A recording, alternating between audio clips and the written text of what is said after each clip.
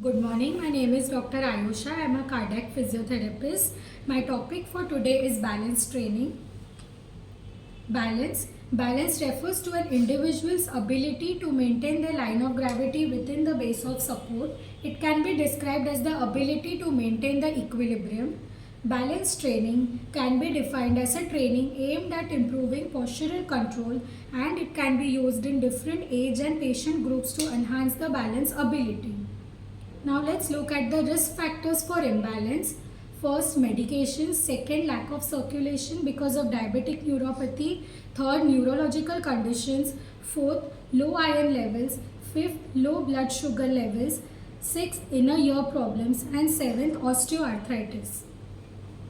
Assessment of balance. Balance is divided into two: static balance and dynamic balance. Static balance assessment includes single limb stance, tandem stance, functional reach test and Romberg's test. First, single limb stance. In this, the therapist asks the patient to stand on a single limb with eyes open initially and then with eyes closed, and the therapist looks for the sway and counts for 30 seconds. If the sway is present, the test is positive for that patient. Second, tandem stance.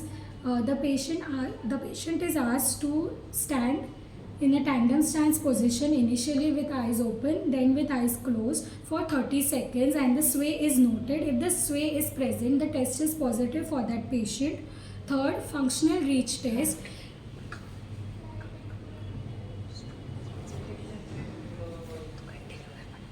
In this test, a mark is made on the wall and the patient is asked to reach up to that mark, and the therapist notes for the patient's sway. If the sway is present, this test is positive for that patient. The fourth one, the Romberg's test, is used most commonly in the clinical practice. In this, the patient is asked to stand with eyes closed initially and then with eyes open, and the sway is noted for 30 seconds. If the sway is present in that patient, the test is positive for that patient. Now let's look at the dynamic balance.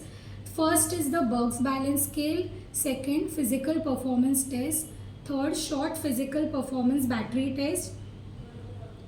Then dynamic gait index, functional gait assessment, 4 square step test and time up and go test.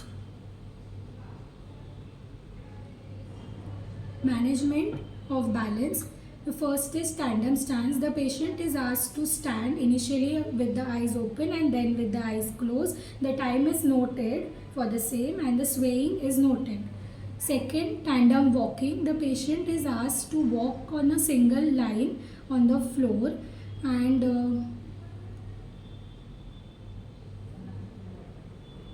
the time is noted.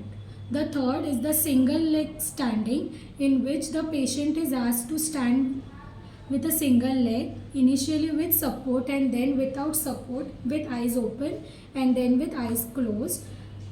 Fourth one, toe standing.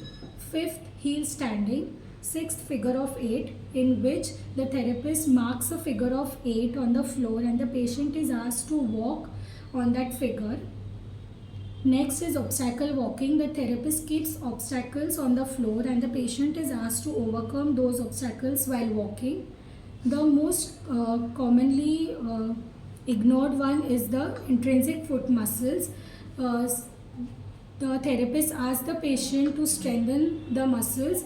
In this, the patient is asked to keep a cloth under his legs and the patient is then asked to squeeze that cloth, which will indirectly improve the strength of that muscle. Next is the Otago exercise program. This Otago exercise program was developed and tested by the New Zealand Falls Prevention Research Group in New Zealand to reduce falls in older persons. It consists of 17 strength and balance exercises and a walking program. It should be performed thrice in a week by the older adults at home, outpatient or community setting. These exercises can be done individually or in a group setting. The studies have demonstrated that this exercise program causes a 35 to 40% reduction in falls in elderly. Now there are three components of Otago exercise. The first one is the leg muscle strengthening, second is the balance training, and third is walking. Leg muscle strengthening. These strengthening exercises focuses on the major lower limb muscles that are important for functional movement, walking and recovering balance, which includes knee flexors, extensors, hip flexors, abductors, extensors, ankle dorsiflexors and plantar flexors. The resistance can be applied using an ankle weight cuffs. The second one is the balance training, which includes knee bending, backward walking, sideways walking, walk and turn around, tandem stance and tandem walk, one leg stance, heel walk, toe walk, sit to stand and stair climbing. The third one is walking. It should be included in this Otago program to increase the physical stamina of the patient. The patient should try to walk for 30 minutes twice in a week at your usual pace. And if not possible to walk for 30 minutes, the patient can break up the walking time into shorter sessions of 10 minutes thrice in a day. Now let's look at the benefits of balance exercises. Balance training increases muscle mass, reduces the risk of falls, improves cognitive function, improves coordination and fastens the